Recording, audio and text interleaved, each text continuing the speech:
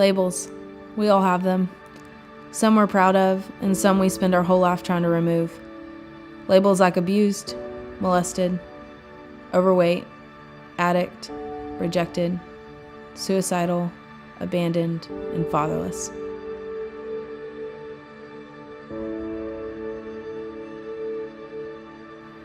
To say that any of us are exempt from experiencing one of these would be as foolish as saying 2 + 2 = 6. We live in a broken world full of a lot of broken people, families, relationships, cultures, and perspectives. And my family wasn't exempt from any of this. Though I know my father loved me, just like all of us, he had his vice.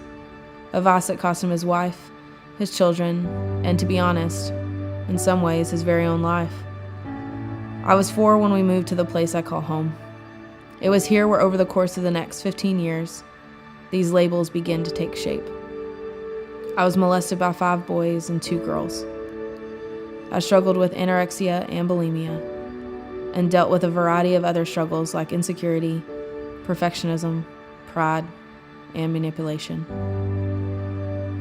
All of these struggles were defense mechanisms, where one by one I used them to build walls in my heart to protect what was stolen from me.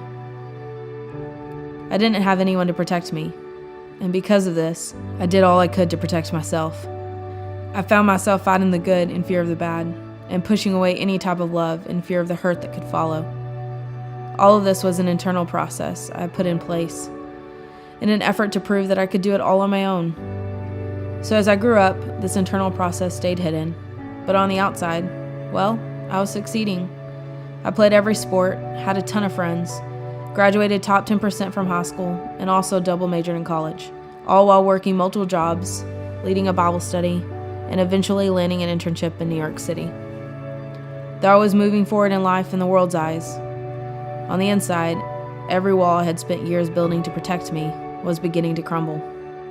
With every broken relationship, manipulative lie, rehab notice, unmet expectation, and painful phone call, I began to break. I turned to busyness, I turned to men, I turned to fake it until you make it, I turned to alcohol, I turned to sarcasm, and I turned to anything and everything to feel and or push away anyone I couldn't trust, which honestly was everyone. Was I still attending church? Yeah, of course, because that's how I grew up. Just nod and say hi, and nobody will actually know you're hurting. But then God. Over 3 years ago, I came up on my own Damascus Road, though mine had a fork in it, and a very vivid one at that. I was given a choice. Continue looking to the world for what I thought I needed to make it, or push reset and let the Lord tell me who I was, and more so, who I was never supposed to be.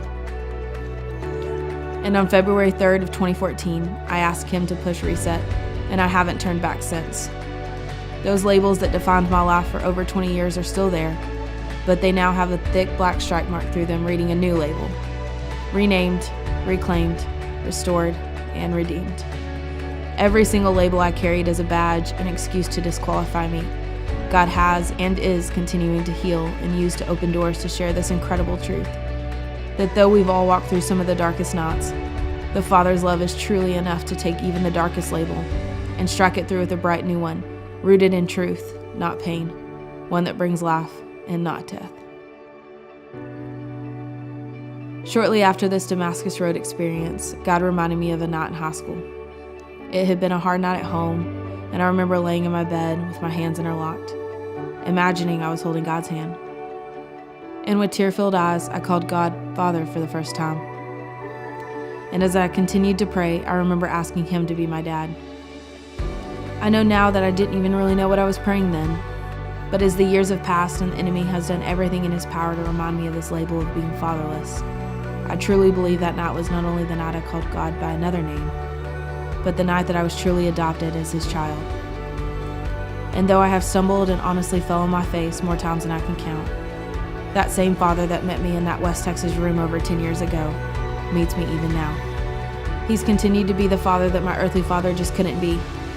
And though there are so many reasons I am thankful for my dad for giving me life, my true Father was decided for me before my mom or dad even had a thought of me. Before I was fatherless I was already fathered. And with that truth, the label of fatherlessness loses its stickiness. And even on days when it's hard and I'm reminded of this void in my life, I close my eyes and gently but firmly hear the voice of the Lord say, "You are mine." Today, I stand before you fathered, no longer fatherless.